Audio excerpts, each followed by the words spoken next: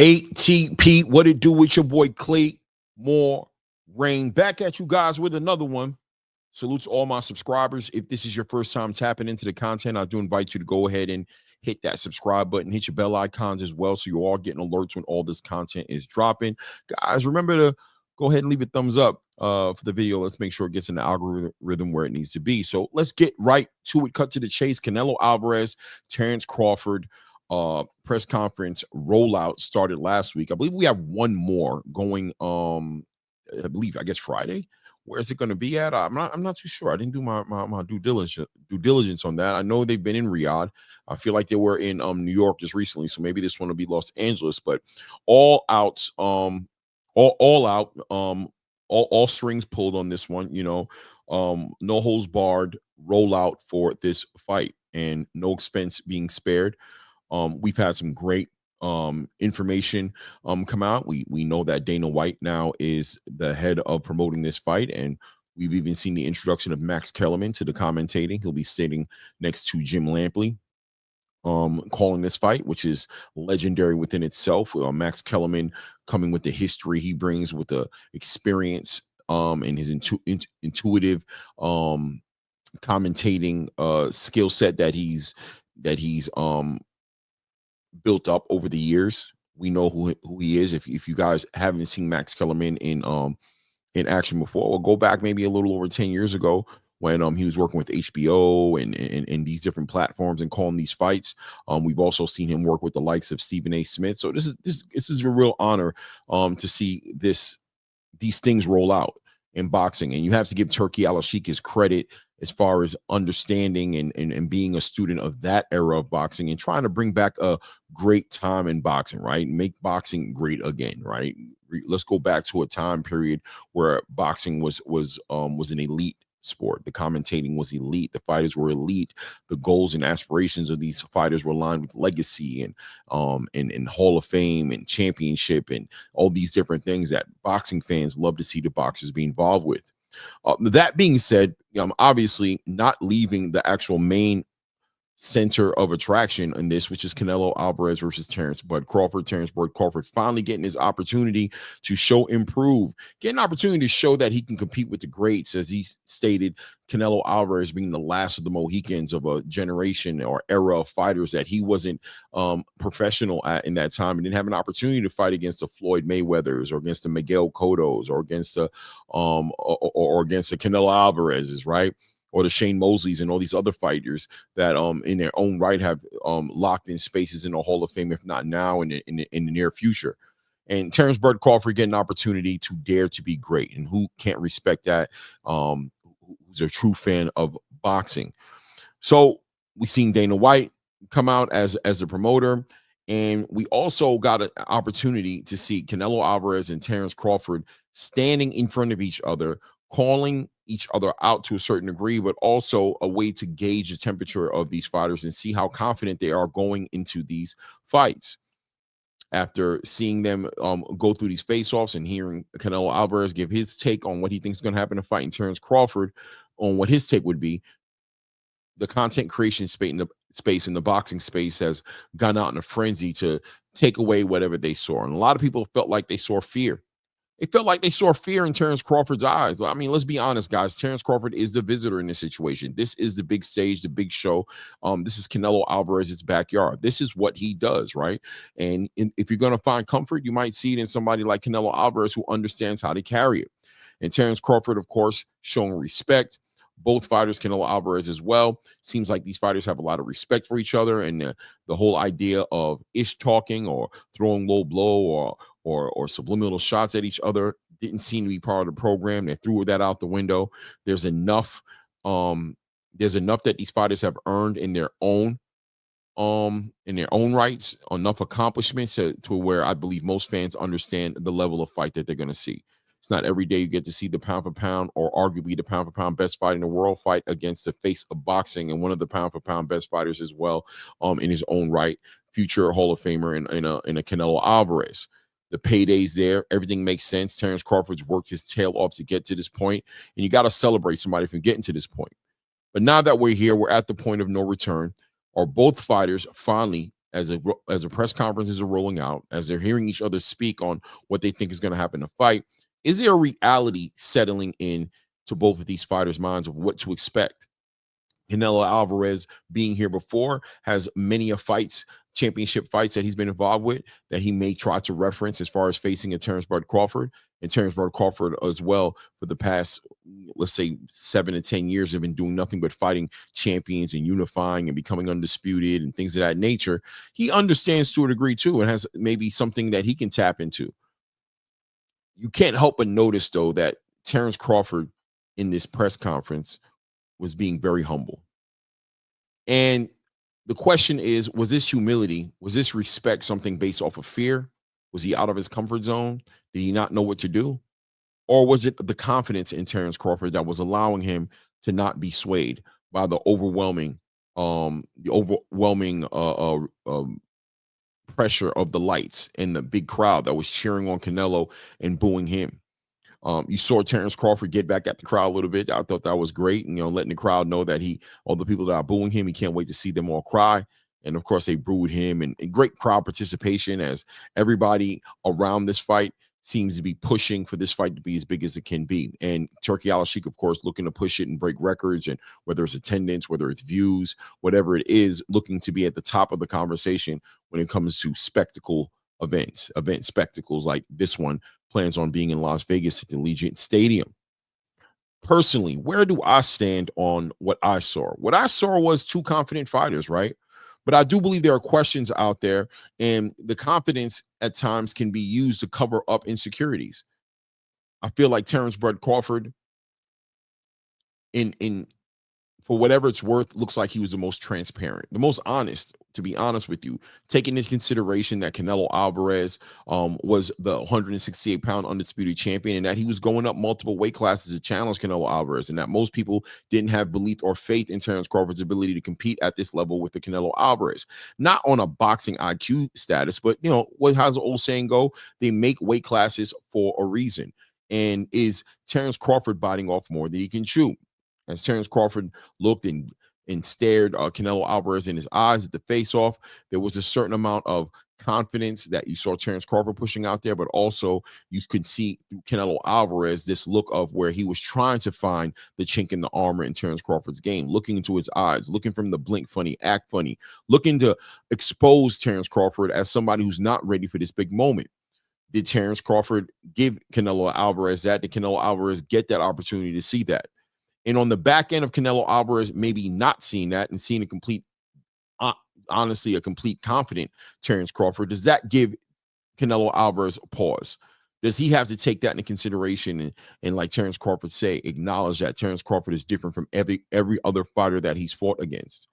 And if that's the case, how does this Canelo Alvarez at 35 years old adjust to fighting the best fighter, or a fighter different than any other fighter that he's fought? I mean, these questions are questions that'll get answered on September 13th. I can tell you that Canelo Alvarez said what he was supposed to say, right? Somebody in his position is going to say, I'm 100% confident. He's supposed to push out that confidence and say that Terence Crawford is a dime a dozen, that he's seen plenty of Terence Crawfords in the ring who thought they were going to do something with him, who thought they were confident, who earned so many accolades in their own circles, in their own peer groups. But once they jump up on the big stage against a Canelo Alvarez, this is just something nobody's ever prepared for. That could be true. Canelo may have a point there, as he tried to take shots at Terence Crawford, but we noticed that Terence Crawford is not allowing these things to infiltrate his mental space. Terence Crawford in his own right has been in the boxing space long enough and achieved enough to understand that at the end of the day, the skills pay the bills. And most boxing fans probably don't know boxing as well as they should in order to be able to be credible in critiquing a fighter like Terence Bud Crawford or Canelo Alvarez, that Crawford has learned to live in his own space and be celebrated and validated inside his own personal circles, whether that be Bomac, whether it be Steve Nelson, fighters in his circle, Keyshawn Davis, Shakur Stevenson, Andre Ward, fighters and people who he respects in the game, who will give him an answer that he believes holds credibility because of the paths that they've chosen to walk through, as well as professional fighters. That being said, Canelo Alvarez may operate under a different mantra. Maybe a different energy, as Canelo Alvarez is definitely used to the crowd celebrating him, having a whole country behind him screaming his name, Canelo, Canelo. This is an energy that validates Canelo Alvarez and gives him the energy and the motivation to put on those spectacular performances that Canelo Alvarez has been known to give. But without that, and being dependent on the crowd and being dependent on the energy in the building, is Canelo Alvarez at an advantage or a disadvantage when it comes to facing a fighter at the level of Terence Crawford?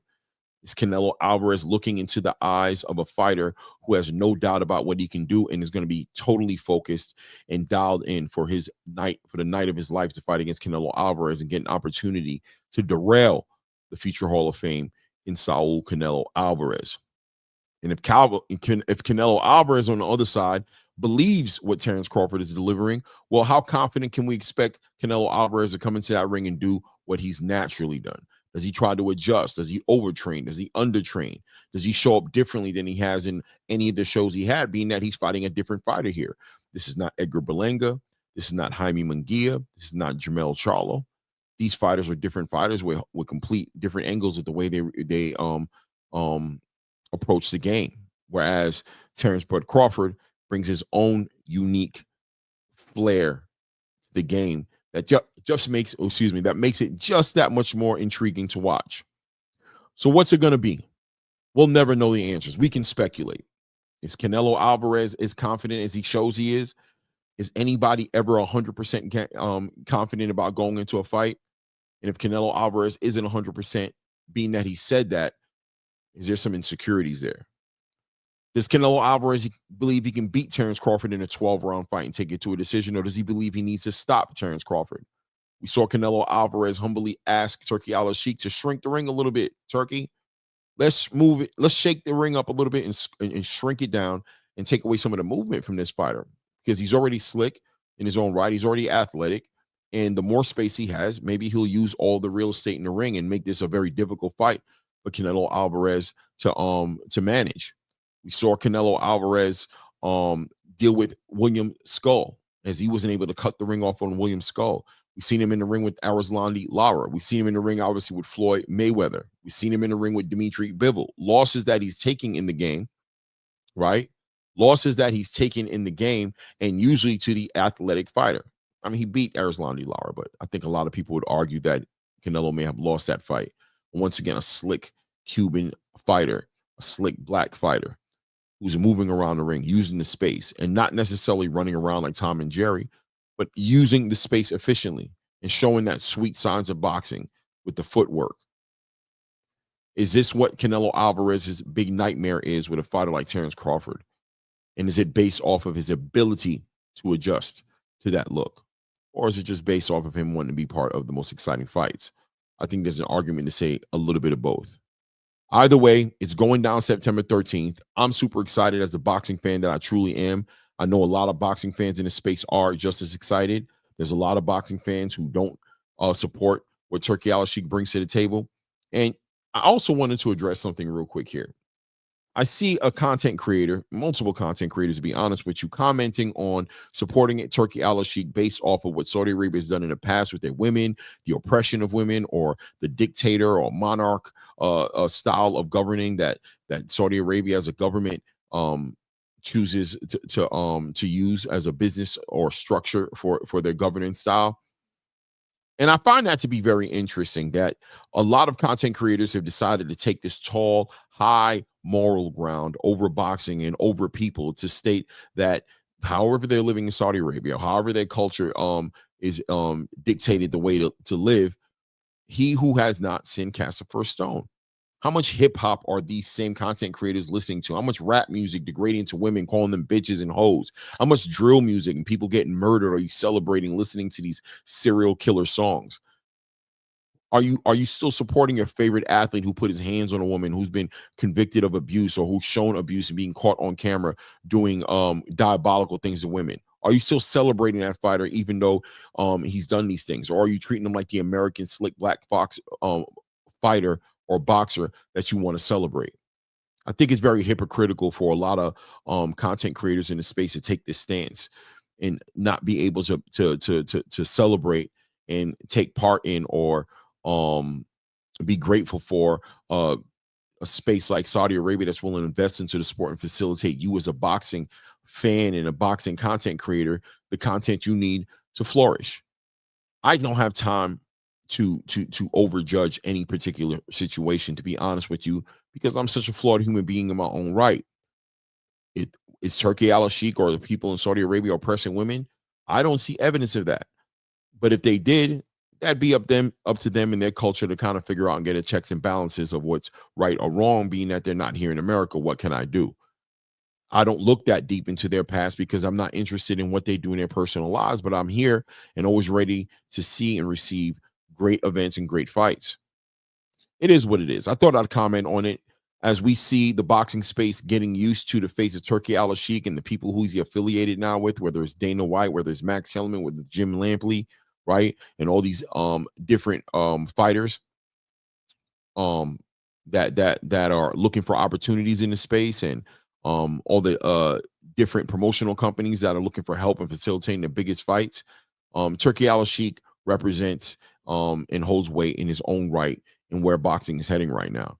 And to turn this into some form of nationalism without even applying actual pressure to the promoters who are here stateside, if you don't want these things to be that way, it seemed like your solution would have us sitting here missing out on seeing the best fight the best and not getting the fights that a lot of boxing fans want to see. And I'd argue that is counterproductive within itself in multiple different ways. It is what it is, right? But everybody is due to their own opinion. It is what it is. I thought I'd share my opinion. Guys, let me know what you think in the comment section. Put it down there in the comment section. What do we think about this Terence Crawford Canelo Alvarez fight? Who do you got winning this fight? What did you see in Terence Crawford? Did you see fear in his eye? Did you see doubt in his eye? Did you see something that Canelo Alvarez is going to try to exploit? And on the other half of the conversation, are we seeing something in Canelo Alvarez that's confident as well, being that he's been there before? Do we believe him? Does he believe himself? Does he recognize the competitive nature of the fighter he has in front of him in Terence Bud Crawford? Let me know what you think in the comment section, guys, and feel free to let me know what you think about Turkey al Sheikh's presence in the game too, as well. Are we against this? Are we ready to accept this, embrace this, and celebrate this as something that's best for boxing, or do we still want to see Turkey al Sheikh move out the way? Do what you do, guys. Remember, subscribe to the channel. If you haven't subscribed to the channel, hit the like button. Let's help this video get in the right algorithm. If you want to catch me live, that's Tuesday, Wednesday, and Thursday, 11 a.m. Don't forget, guys, hit the like button. Until the next one, it's your boy Rain. It's that ATP Combat Media Show. Guys, at this point, y'all.